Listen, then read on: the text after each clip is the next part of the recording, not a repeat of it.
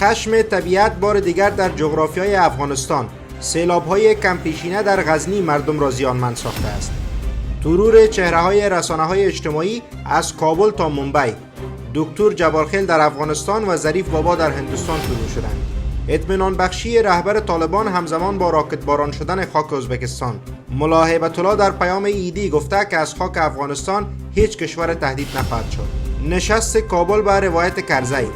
رئیس جمهور پیشین نشست تالار لوی جرگه را همایش طالبانی خواند و سایه اقتصادی جنگ اوکراین بر اروپا. ارزش یورو به کمترین حدش در 20 سال گذشته رسید.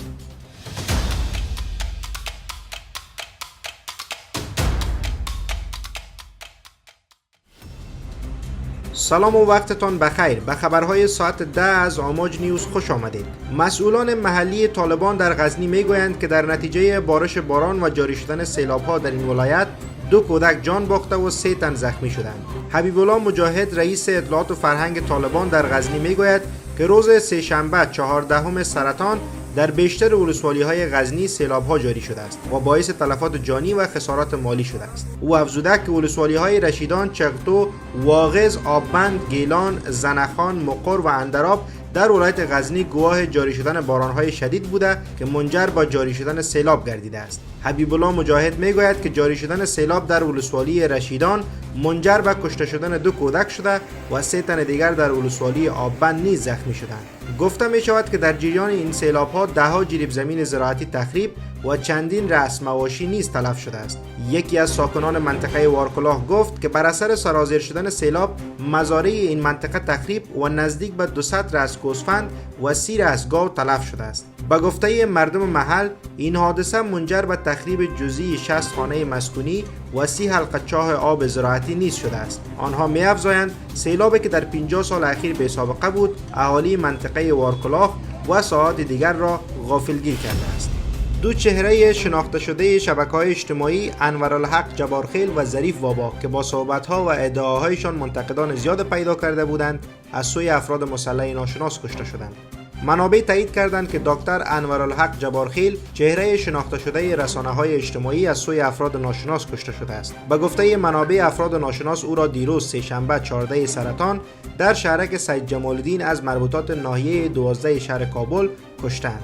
به روایت منابع آقای جبارخیل همزمان با تیرباران شدن سر بریده شده است. اما یک منبع دیگر در صحبت با آماج میگوید که جبارخیل 2 روز پیش از خانه‌اش توسط افراد یونیفرمدار وابسته به طالبان ربوده شده بود. از سوی هم خالد زدران سخنگوی فرماندهی امنیه طالبان در کابل گفته است که افراد ناشناس او را 2 روز پیش در ولسوالی بگرامی کابل به قتل رساندند. او افزوده است که نیروهای آنان تلاش می‌ورزند تا افراد دخیل در این قضیه را بازداشت کنند. هر چیزی که الله خلق کرده و میشه به نفع انسان است، ولی به کدام انسان؟ کسی که مومن باشه. مثلا زلزله است وقتی که میشه ای برای کل بشریت فایده میکنه. چرا؟ باید زمین یک فریکشن ثانی هم باید حرکتش نمانه، به خاطر که باز از هم میپاشه. پس برازی الله قانون رو جور کرده که یگان وقت مثل که یک چیز کستیله میکنه. درست است؟ یعنی دیگه چی فواید داره؟ زلزله ضرورت است که باید یک تکان بخوره زمین تا زمین برای کل بشریت از استفاده بکنن. در بین دو یک چند نفر میر از بین. درست است؟ یعنی در هم کسی که مومن است نقص نمیکنه.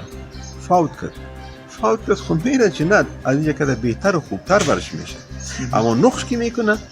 کسی که کافر باشه. در اینجا فوت کرد، اونجا برای عبادت چی میکنه؟ تفلکایی که میمونن. این بسیار یک سوال است که من فکر نمی کنم.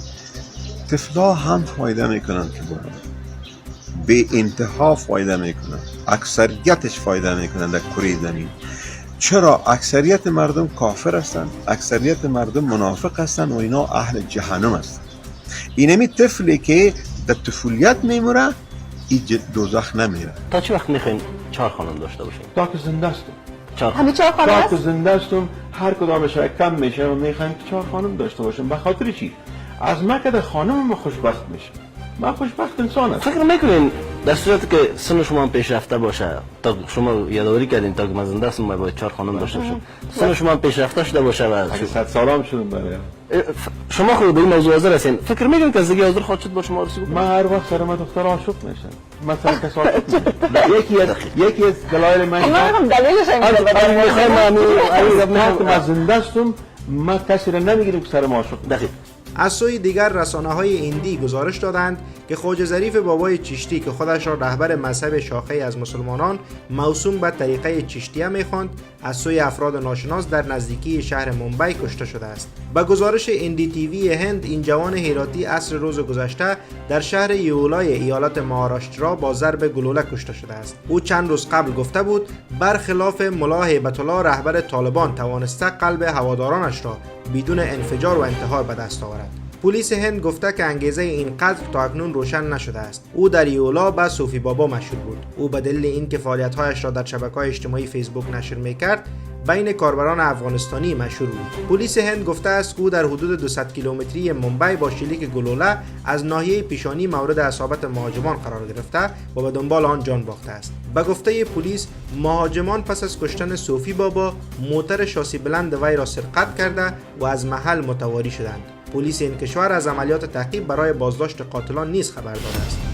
رهبر طالبان در پیامش به مناسبت عید سعید قربان گفته که به شمول امریکا با تمام کشورهای جهان خواستار تعامل دیپلماتیک است. ملا هیبت الله در این پیام که پیش از چاشت روز چهارشنبه 15 سرطان نشر شده، گفته که خواستار تعامل دیپلماتیک و اقتصادی با کشورهای جهان است و این را به خیر افغانستان می‌داند. در حالی که روز گذشته خاک ازبکستان آماج چندین موشک از خاک افغانستان قرار گرفت، رهبر طالبان در این پیام اطمینان داده است که از خاک افغانستان علیه هیچ کشور استفاده نخواهد شد. رهبر طالبان در پیام عیدیش هیچ اشاره‌ای به آغاز دوباره مکتب‌های دخترانه نکرده است. رهبر طالبان ابراز امیدواری کرده است که مردم افغانستان حمایتشان را از آنها اعلام کنند.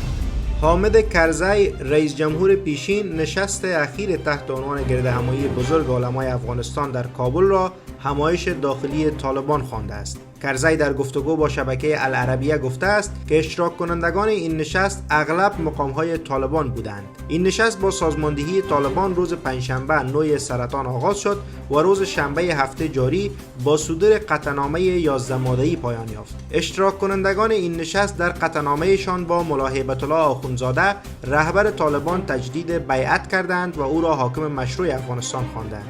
آنان از کشورهای منطقه و جهان، سازمان ملل و سایر سازمانهای بین المللی به ویژه کشورها و سازمانهای اسلامی خواستند که حکومت طالبان را به عنوان نظام مشروع افغانستان بر رسمیت بشناسند. در این نشست هیچ زن حضور نداشت. کرزی در این گفتگو افزوده است او خواستار برگزاری لوی جرگه‌ای بود که در آن نمایندگان تمام مردم افغانستان شامل مرد و زن حضور داشته باشند. به گفته او در جرگه‌ها معمولاً تصمیمات مهم از جمله درباره به رسمیت شناختن حکومت و تغییرات در قانون اساسی گرفته می شود. کرزی در بخش از این گفتگو با تاکید بر ضرورت به رسمیت شناخته شدن افغانستان توسط جامعه بین الملل گفته است که این امر تنها زمان حاصل می شود که دولت نماینده همه شهروندان این کشور باشد. به گفته کرزی، تحقق این امر منجر به مشروعیت داخلی و بازشناسی خارجی خواهد شد. با گذشت نزدیک به 1 سال تا اکنون هیچ کشور حکومت طالبان را به رسمیت نشناخته است. در حال حاضر اما سفارتخانه‌های برخی از کشورها در کابل فعال است و طالبان نیز به برخی از کشورها دیپلمات فرستادند. ارزش یورو، پول رایج اتحادیه اروپا در معاملات بازار جهانی ارزها، در برابر دلار به کمترین حدش در 20 سال گذشته رسیده است. دلیل عمده سقوط ارزش یورو در برابر دلار افزایش قیمت گاز و نفت در بازار اروپا و همچنین نگرانی‌ها از بی‌ثباتی اقتصاد در کشورهای اروپایی گفته شده است. بر اساس معاملات در بازار ارز امروز چهارشنبه 6 جولای ارزش یورو 0.9% در برابر دلار کاهش یافت و به 1.03 دلار رسید که کمترین میزان از سال 2002 تا اکنون به شمار می رود. همچنان ارزش یورو در برابر فرانک سوئیس نیز 0.7% کاهش یافته و به کمترین میزان از سال 2015 تا اکنون رسیده است. آمارها نشان می‌دهد که رشد تجارت در حوزه یورو در ماه گذشته میلادی به شدت کاهش یافته است. از دید برخی از کارشناسان اقتصادی، یکی از دلایل سقوط ارزش این حوزه همین موضوع است. افزون بر این، جنگ اوکراین نیز بر اوضاع اقتصادی اروپا از جمله افزایش بی‌پیشینه قیمت گاز در کشورهای اروپایی نقش مستقیم دارد.